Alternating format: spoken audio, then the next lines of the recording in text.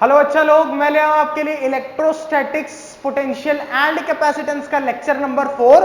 तो भाई lecture number 1 में हमने थोड़ा पोटेंशियल के बारे में देखा, लेक्चर नंबर 2 लेक्चर नंबर 3 में थोड़ा इलेक्ट्रोस्टैटिक्स कॉमन पोटेंशियल है ना, इन सब चीजों के बारे में हमने थोड़ा स्टडी किया था है ना, प्लस उसके थोड़े बहुत न्यूमेरिकल्स हम लोगों ने देखे थे।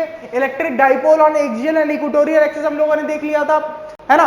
तो यार आज हम लोग कंटिन्यू करेंगे इलेक्ट्रोस्टैटिक्स ऑफ कंडक्टर को। किसको कंटिन्यू करेंगे भाई? इलेक्ट्रोस्टैटिक्स ऑफ कंडक्टर को कंटिन्यू करेंगे। Sir ji electrostatics of conductor में आपने हमारे को लास्ट क्लास में एक पॉइंट बता के छोड़ दिया था। सर जी पहला electrostatics of conductor EL electrostatics of conductor. अच्छा जी, तो भाई आज का वीडियो थोड़ा ज्यादा इंपॉर्टेंट होने वाला है, ठीक है, क्योंकि ये जो 5-6 पॉइंट्स हैं इलेक्ट्रोस्टैटिक्स ऑफ कंडक्टर में, ठीक है, इनमें से एक या दो भाई पेपर में देखने को मिल ही जाते हैं, ये या फिर इनका एप्लीकेशन। तो भाई एक चीज है कि अगर आप बैठ रहे हैं तो भाई वीडियो को पूरी देखना, एक बारी में देखना, क्योंकि 5-6 जितने भी पॉइंट्स हैं सारे के सारे एक दूसरे से कनेक्टेड है, ठीक है भाई। तो भाई स्टार्ट करते हैं पहले पॉइंट से, ठीक है भाई। तो देखो जो लास्ट क्लास में बताया था वो भी एक बार रिवाइज करा दूंगा, ठीक है। पहला पॉइंट क्या है? पहला पॉइंट बोलता है कि भाई इनसाइड द कंडक्टर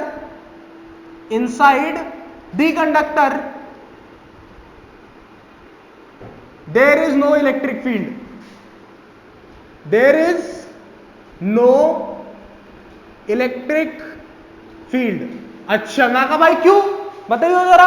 पहला इलेक्ट्रोस्टैटिक्स ऑफ कंडक्टर है कि भाई किसी भी कंडक्टर के अंदर जो इलेक्ट्रिक फील्ड होती है या फिर बोलते हैं इलेक्ट्रोस्टैटिक फील्ड, भैया कितनी होती है? 0 होती है। सर जी क्यों होती है? देखो भाई एक बहुत ही सिंपल सी चीज है। देखो फॉर एग्जाम्पल मेरे पास क्या है, कंडक्टर लो कोई भी, मान लो मैंने एक कंडक्टर ले लिया, मैं कहा ले भाई तेरे कंडक्टर आ गया। अब यार इसके अंदर ना इलेक्ट्रिक फील्ड है, मान लेते हैं थोड़ी देर के लिए, इसके अंदर इलेक्ट्रिक फील्ड है ना, और उसकी डायरेक्शन किस तरफ इलेक्ट्रिक फील्ड की? इस तरफ है उसकी डायरेक्शन। मैं कहा बहुत सही हुई, इलेक्ट्रिक फील्ड की डायरेक्शन इस तरफ है। अच्छा मैंने कहा भाई इधर क्या है? इलेक्ट्रिक फील्ड है E। मैं कहा ठीक है, और यार कंडक्टर है, ये क्या है? कंडक्टर है। तो कंडक्टर के अंदर क्या होते हैं? कंडक्टर के अंदर होते हैं फ्री इलेक्ट्रॉन्स।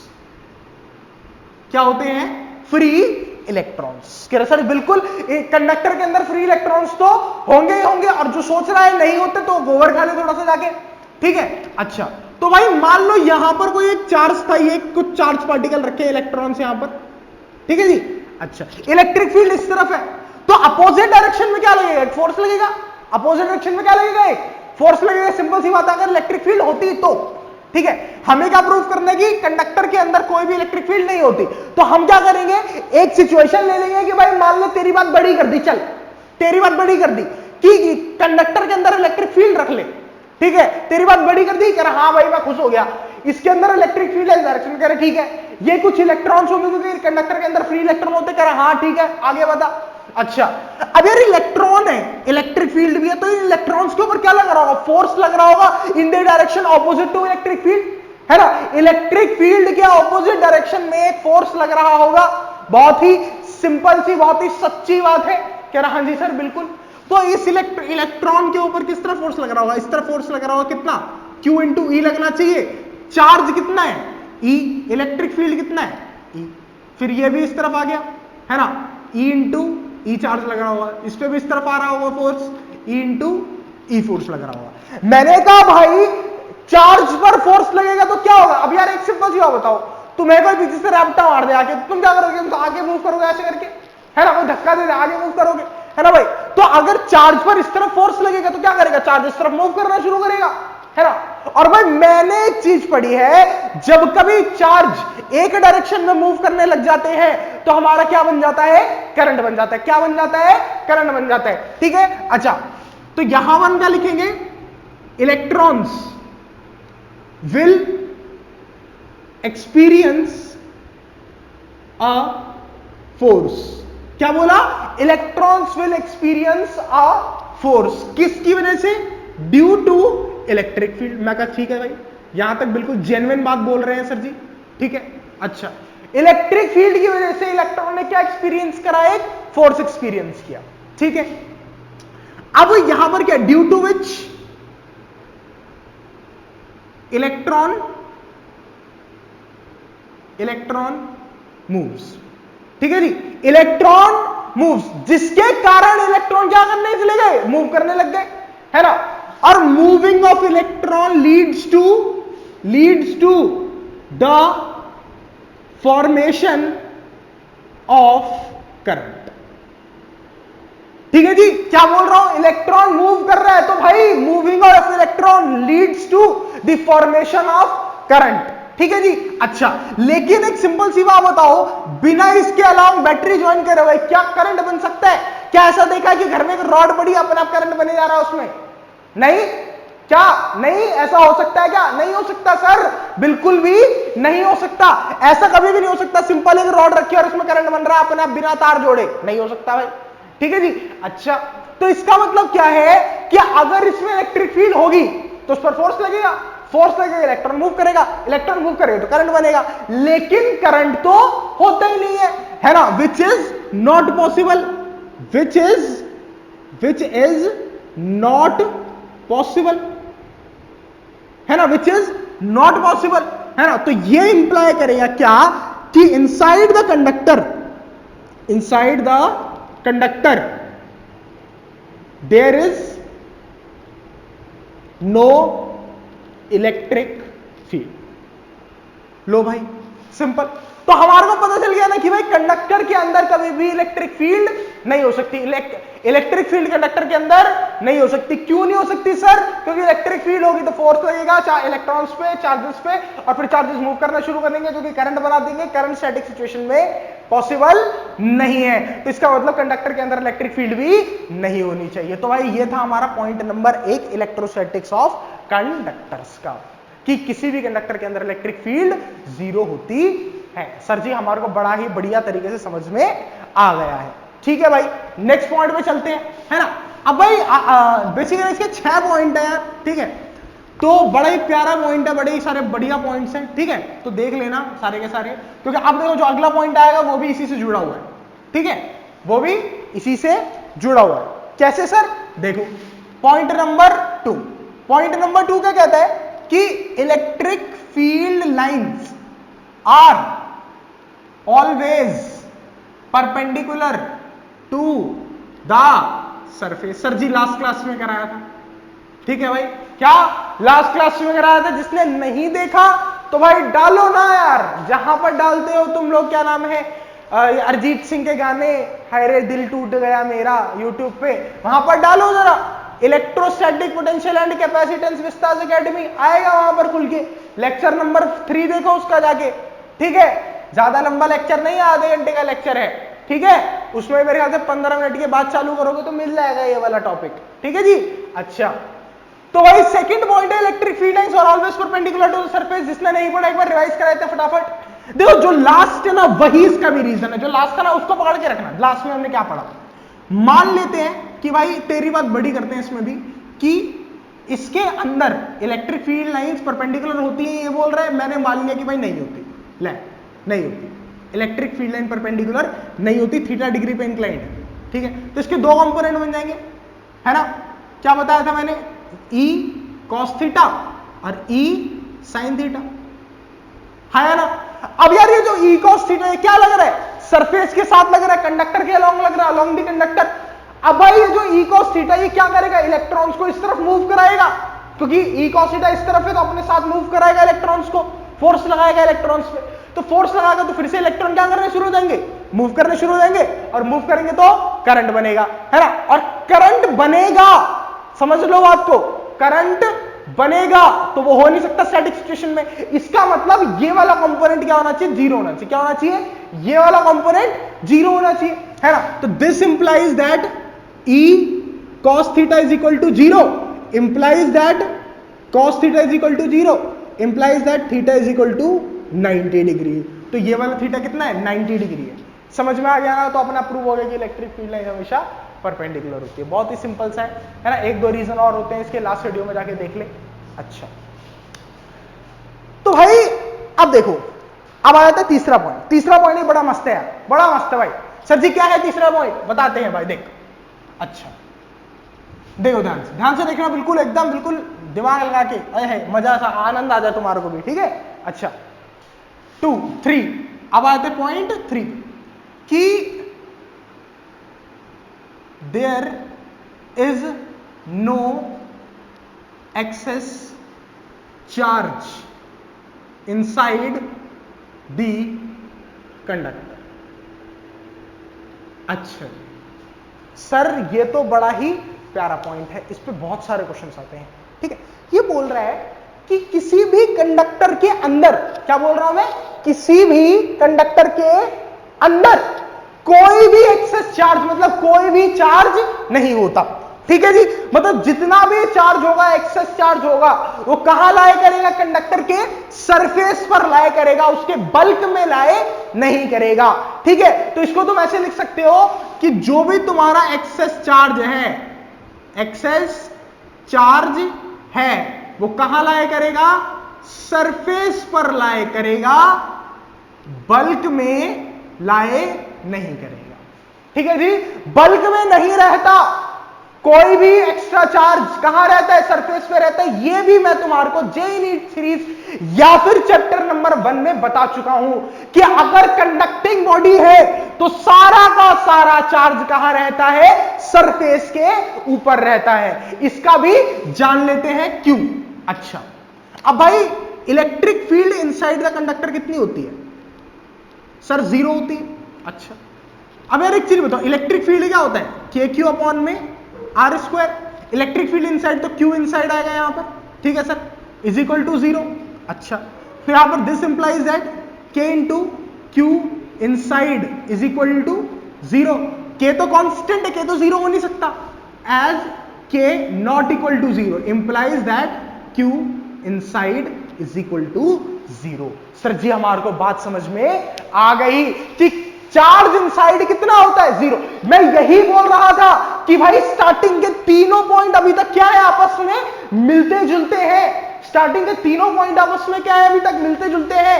पहले ने क्या बोला कि इलेक्ट्रिक फील्ड 0 होती है ना, कंडक्टर के अंदर। उसका रीजन क्या था कि भाई अगर होगी तो करंट बनाएगा। सेकंड में करंट होगा, करंट नहीं हो सकता स्टैटिक सिचुएशन में। सेकंड का आंसर हमने इससे निकाला कि स्टैटिक सिचुएशन में करंट नहीं होगा 90 डिग्री वाला। थर्ड हमने क्या बोला, इलेक्ट्रिक फील्ड 0 होती है, फर्स्ट पॉइंट से रिलेट करा उसको, है ना। तो हमारा क्या आ गया, इनसाइड दी कंडक्टर चार्जेस 0। समझ में आया ना। तो भाई यही चीज है, ठीक है। तो मेरे हिसाब से तुम्हारे को ये चीज समझ में आ गई होगी बढ़िया तरीके से। अच्छा सर एक चीज बताओ कि कोई भी अगर हमारा कंडक्टर है, कोई भी अगर हमारा मान लो कंडक्टर है, तो इसके अंदर कोई चार्ज होगा ही नहीं, ना इलेक्ट्रॉन ना प्रोटॉन। नहीं बे गोबर, ऐसी बात नहीं है। इसके अंदर इलेक्ट्रॉन्स भी होते हैं, ठीक है, और इसके अंदर प्रोटॉन्स भी होते हैं, लेकिन कंडीशन क्या होती है, number of electrons is equal to number of protons, ठीक है ना। जिसके कारण हमारा क्या होता है, net charge inside the conductor हमारा क्या हो जाता है, 0। समझ में आ रहा। ऐसा नहीं है कि भाई कंडक्टर के अंदर इलेक्ट्रॉन प्रोटॉन नहीं है, पर भाई दोनों के दोनों आपस में क्या है, बराबर मात्रा में है। इसी वजह से हमारा net charge inside the conductor क्या हो जाता है, 0। भाई बहुत सही, समझ में आ गया, ठीक है सर, समझ में आ गया। तो यार ये वाली चीज आई होप सबको क्लियर हो गई होगी, ठीक है। नेक्स्ट चलते हैं, थोड़ा और आगे चलते हैं। ये तीसरा पॉइंट भी सर हमारे को बहुत अच्छे से, चौथा पॉइंट बड़ा इंपॉर्टेंट है, इस पे मैं 1-2 क्वेश्चंस भी कराऊंगा, ठीक है, अभी इसी क्लास में, ठीक है। तो ध्यान से देखना भाई चौथा पॉइंट सर जी मजा आ जाएगा पढ़ के एकदम, है ना। दिमाग गोबर हुआ पड़ा है सर लॉकडाउन की वजह से, है ना। तो भाई ऐसे गोबर ओवर मत करो दिमाग को। और भाई यार मैं कितनी बार बोल चुका हूं, ठीक है, डिस्क्रिप्शन में गूगल फॉर्म है, ठीक है भाई। विस्तार एकेडमी से, यार तुम विस्तार एकेडमी के चैनल पे आए हो यार, कि छोटे मोटे चैनल पे आए होगे तुम लोग, विस्तार एकेडमी, ओहो हो, विस्तार एकेडमी के चैनल पे आए हो तुम लोग। नीचे जाओ, फॉर्म भरो भाई गूगल का, गूगल फॉर्म भरो, ओए मजा आएगा भाई, देखना। फिर उसमें अनलिमिटेड बेनिफिट्स, ओहो मजा आ जाएगा। जिसने नहीं भरा भर दो भाई, ठीक है। यूनियन के सिर्फ एडमिशन वाले ही भरेंगे, जो ऑनलाइन ऑफलाइन कनेक्ट करने चाह रहे हैं हमारे साथ, कैसे भी भरो, सब भरो, ठीक है। अच्छा चलो भाई चौथा पॉइंट देखते हैं भाई। चौथा पॉइंट बड़ा इंटरेस्टिंग है, बड़ा इंटरेस्टिंग है चौथा पॉइंट। अच्छा सबसे पहले क्वेश्चन पूछता हूँ, पोटेंशियल से रिलेटेड है। सर पोटेंशियल तो भूल गए सर, 3 क्लास पहले पढ़ा था सर पोटेंशियल। अबे गोबर हो यार तुम सब। पोटेंशियल क्या होता है?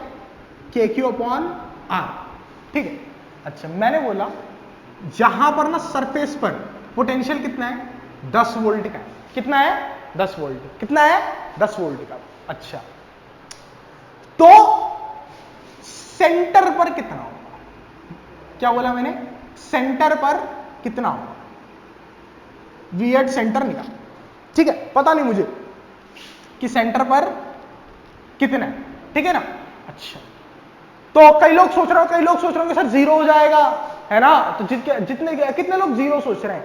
ठीक है, मतलब अच्छा सोच रहे हो, थोड़ा और सोचो जीरो। हाँ कितने लोग सोच रहे हैं? हाँ जीरो होगा सर, जीरो होगा। गोबर खा लो थोड़ा सा, एक काम करो, क्या करो? गोबर खा लो थोड़ा सा, ठीक है। अब पता है क्या है ना, पता है जैसे होता नहीं है कि मतलब मिस्ट्री मूवीज नहीं होती, south Indian mystery movie, Ratsasan वगैरह मूवी नहीं है ना यार, बड़ी बढ़िया मूवी है। नहीं हर पॉइंट पे दिमाग चैलेंज करती है कि भाई आगे क्या होने वाला है। सस्पेंस थ्रिलर, ये दृश्यम मूवी थी, ठीक है ना। हर पॉइंट पे पता नहीं होता क्या होने वाला है। ऐसे ही पता है क्वेश्चंस होते हैं, है ना। अब पता है इनको ना डील करो उसी हिसाब से कि आगे क्या हो सकता है। पता है यहां पर पोटेंशियल कितना है? अंदर बल्क में कितना है? बल्क में भी पोटेंशियल कितना रहेगा? 10 वोल्ट। कहीं पर भी चला जाऊं, यहां पर देखूंगा 10 वोल्ट, यहां पर देखूंगा 10 वोल्ट, यहां पर देखूंगा 10 वोल्ट, सरफेस पे देखूंगा 10 वोल्ट। ऐसा क्यों? मतलब कि जो पोटेंशियल सरफेस पर है ना, बल्क में भी उतना ही पोटेंशियल रहेगा, बल्क में भी उतना ही पोटेंशियल रहेगा। ऐसा क्यों? सोचो जरा भाई, जिसने सोच लिया ना, मतलब अभी मतलब वीडियो पॉज करो और सोचो जरा, कितनी प्यारी बात है कि जितना पोटेंशियल सरफेस पर है उतना ही पूरे के पूरे बल्क में भी रहेगा। अच्छा इससे पहले मैं तुम्हारे को एक चीज याद दिला देना चाहता हूं, ठीक है जी। अच्छा फॉर एग्जांपल ये मेरा था कैपिटल क्यू चार्ज, ये मेरा था पॉइंट P, ये मेरा था पॉइंट Q, ठीक है। P से Q पर आया, ठीक है जी। तो potential at Q final point minus potential at point P is equal to क्या होता है? Work done upon charge. Potential क्या होता है? वर्क डन अपॉन चार्ज होता है ना भाई। अच्छा वर्क डन कहां से कहां जाने में? P से Q में आने में। Work done P to Q आने में, P टू Q आने में, अपॉन में Q नॉट को मूव कराएंगे हम यहां से आगे। यही होता है भाई, सिंपल सी बात है ना। अच्छा तो क्या बोल रहा हूं मैं? ध्यान से सुनो यार, ध्यान से सुनो, बहुत ही बढ़िया कॉन्सेप्ट है, ध्यान से सुनो। मैं क्या बोल रहा हूं कि Q से P पर आने, मैं P पे था, Q पर है ना। तो पोटेंशियल डिफरेंस कितना हुआ? VQ minus VP, final minus initial, ठीक। Final potential minus initial potential is equal to work done for moving a test charge from P to Q। P से Q जाने में कितना वर्क डन हुआ upon में Q naught. यही है, ठीक है, समझ में आ रहा है। अच्छा अब देखना, ध्यान से देखना, थोड़ा दिमाग चलाना शुरू करना, थोड़ा दिमाग चलाना शुरू करना। कैसे कैसे सर, क्या क्या चलाऊं मैं इसमें दिमाग? यार एक बात बताओ, एक सिंपल सी बात, किसी भी कंडक्टर के अंदर इलेक्ट्रिक फील्ड कितना होता है? 0 होता है। क्या होता है? 0 होता है। अच्छा तो यहीं से पॉइंट पकड़ते हैं, लास्ट पॉइंट था, फर्स्ट पॉइंट था, वहीं से पकड़ा गया, ठीक है। अच्छा इसके बाद इलेक्ट्रिक फील्ड 0 है। अच्छा तो इसका मतलब हमारा फोर्स भी क्या होगा? 0 होगा। क्या? फोर्स भी 0 होगा। फोर्स 0 क्यों सर? क्योंकि फोर्स इज इक्वल टू होता है E इंटू में E या फिर Q इंटू में E। तो अगर E 0 है तो फोर्स भी 0। मगर ठीक है भाई, बहुत सही। तो फोर्स अगर 0 हो गया तो वर्क डन भी हमारा कितना हो जाएगा? F into S 0। कितना हो जाएगा? 0। कितना हो जाएगा? 0। तो अगर मान लो इस पॉइंट को मैं P लेट कर लेता हूं, इस पॉइंट को मैं Q लेट कर लेता हूं, ठीक है जी। तो एक चीज बताओ, VQ माइनस VP क्या हो जाएगा? Work done from P to Q upon में Q नॉट। अच्छा सर, तो भाई VQ minus VP is equal to work, यहां से यहां जाने में कोई भी वर्क डन नहीं लगेगा। क्यों? क्योंकि अंदर इलेक्ट्रिक फील्ड है ही नहीं, और अगर अंदर इलेक्ट्रिक फील्ड नहीं है तो क्या करेगा? फोर्स नहीं लगाएगा उस पर, है ना। तो मुझे भी फोर्स लगाने की जरूरत नहीं पड़ेगी, है ना, तो हमारा फोर्स नहीं है तो हमारा वर्क डन भी कितना है, 0, है ना। तो work done from P2 Q कितना हो जाएगा, 0 अपॉन क्यू नॉट, तो VQ minus VP is equal to 0। This implies that VQ is equal to, क्या कहते हैं भाई लोग, क्या कहती है पब्लिक, क्या बोलती है ना। तो मस्त नहीं है, VQ is equal to VP prove हो गया भाई। तो भाई इसका इकलौता रीजन क्या है कि भाई inside the conductor electric field is 0। लिखोगे कैसे, देखो ध्यान से सुन लो वर्ड, इसको लिख लो इसको, ठीक है, कि inside the conductor electric field is 0, ठीक है sir. Hence there is no net work done required to take charge from one place to another inside the bulk, ठीक है ना। मतलब कि कोई भी हमारा वर्क डन नहीं लगेगा किसी चार्ज को बल्क के अंदर मूव कराने में किसी एक पॉइंट से दूसरे पॉइंट पर, ठीक है। So there is no work done implies that there will be no potential difference between two points. There will be no potential difference between two points. बहुत क्या बोला, बहुत सही, सही है सर, बहुत बढ़िया। तो ये चीज तुम्हारे को समझ में आ गई कि बल्क में और सरफेस पर पोटेंशियल क्या होता है, सेम होता है, ठीक है सर, समझ में आ गया। अच्छा आगे चलते हैं, थोड़ा सा आगे चलते हैं, ग्राफ बनाते हैं इसका, ग्राफ बनाते हैं पोटेंशियल वर्सेस डिस्टेंस का, पोटेंशियल वर्सेस डिस्टेंस का, ठीक है सर, बनाते हैं। अच्छा ठीक है, अच्छा मान लो ये मेरा क्या है, कंडक्टर, यहां पर कितना है, KQ अपॉन में R, मैक्सिमम पोटेंशियल क्या है, मैक्सिमम पोटेंशियल। अब यही सेम पोटेंशियल क्या होगा, सेंटर तक सेम पोटेंशियल होगा, है ना, और इसके बाद potential is inversely proportional to R। समझ में आया ना, इनवर्स रिलेशन, ठीक है जी। तो देखो सिंपल सा, सिंपल, ध्यान से देखना, पोटेंशियल वर्सेस R, ठीक है सर। अच्छा यहां पर मान लो ये कैपिटल R आ गया तुम्हारा, है ना, तो बल्क से, बल्क मतलब 0 से लेके R तक तो पोटेंशियल सेम है, यहां पर पोटेंशियल सेम है, कितना, KQ अपॉन कैपिटल R। इसके बाद क्या हो रहा है, इसके बाद पोटेंशियल इनवर्सली वेरी कर रहा है, ऐसे V is inversely proportional to 1 upon R। Simple भाई, हो गया, खत्म, कोई दिक्कत वाली बात ही नहीं है, क्योंकि भाई इनसाइड दी बल्क तो क्या है, 0 से लेके कैपिटल R तक पोटेंशियल सेम है, उसके बाद डिक्रीज करेगा पोटेंशियल, ठीक है ना। तो ये चीज है, सही है सर, समझ में आ गया, समझ में आ गया सर, बढ़िया, एकदम कंचा क्लियर सर। अच्छा नेक्स्ट कौन सा पॉइंट था, चौथा, कौन सा पॉइंट था, चौथा। तो भाई ग्राफ समझ में आ गया होगा, आई होप, ठीक है भाई। पांचवें पॉइंट पे चलते हैं, पांचवा पॉइंट और छठा पॉइंट बहुत आसान है भाई, बहुत आसान है, जितना लॉजिकल रीजनिंग था ना वो यही था, यहीं पे खत्म, अब लॉजिकल रीजनिंग खत्म, ठीक है। वो बोल रहा है किसी भी कंडक्टर के सरफेस पर, किसी भी कंडक्टर के सरफेस पर जो इलेक्ट्रिक फील्ड होती है वो कितनी होती है, सिग्मा अपॉन एप्सिलॉन नॉट। कितनी होती है, सिग्मा अपॉन एप्सिलॉन नॉट, कितनी होती है, सिग्मा अपॉन एप्सिलॉन नॉट, ठीक है। अब भाई इसको कैसे प्रूव करेंगे, देखो बहुत सिंपल है यार, बहुत सिंपल है। स्फीयर के केस में तो देखो बड़ा ही आसान है, इलेक्ट्रिक फील्ड क्या होती है, KQ अपॉन में R स्क्वायर, ठीक है जी, इलेक्ट्रिक फील्ड स्फीयर के केस में E is equal to K की जगह क्या होता है, 1 upon 4 pi epsilon naught Q upon में R square. Electric field is equal to Q 4 pi R square into epsilon naught, ठीक है। इसके बाद Q upon 4 pi R square क्या है, स्फीयर का सरफेस एरिया एप्सिलॉन नॉट। अब भाई चार्ज अपॉन एरिया क्या होता है, what is charge upon area, charge upon area is surface charge density, sigma से रिप्रेजेंट करते हैं उसको, तो क्या हो गया, सिग्मा अपॉन एप्सिलॉन नॉट, है ना। और इलेक्ट्रिक फील्ड क्या होगी, हमेशा बाहर की तरफ वाली इलेक्ट्रिक फील्ड को क्या डायरेक्शन दे रखी है, ये एन कैप, क्या दे रखा है, एन कैप, खत्म। और क्यों, क्योंकि मैग्नीट्यूड के साथ डायरेक्शन भी तो लगानी पड़ेगी ना, इलेक्ट्रिक फील्ड वेक्टर क्वांटिटी है ना, तो मैग्नीट्यूड कितना, सिग्मा अपॉन एप्सिलॉन नॉट, और बाहर की जो रेडियली आउटवर्ड डायरेक्शन है उसको मैं कैसे रिप्रेजेंट कर रहा हूं, एन कैप से, तो एन कैप लगा दिया इसके बगल में, ठीक है सर। अच्छा कोई सरफेस का एग्जांपल दे दो सर, जैसे मान लो यार कोई भी तुम्हारा एक सरफेस है, ठीक है। अब भाई मैंने क्या बोला, इसका एक कोई भी ds एलिमेंट ले लिया, इसका एरिया A, ठीक है, इसका कोई भी एक ds एलिमेंट ले लिया, ठीक है, तो फ्लक्स कितना होगा इससे, E डॉट ds, ठीक है सर, EDS, ठीक है जी। और ये किसके बराबर होगा, Q अपॉन एप्सिलॉन नॉट के बराबर, है ना। चार्ज कहां पर, इस ds एलिमेंट में जितना चार्ज है, ठीक है sir. Electric field is equal to ds into ds, ठीक है, इज इक्वल टू चार्ज को कैसे लिख सकते हो, मतलब चार्ज अपॉन में एरिया, एरिया कितना है ds is equal to sigma, ये पता है तुम्हारे को, है ना।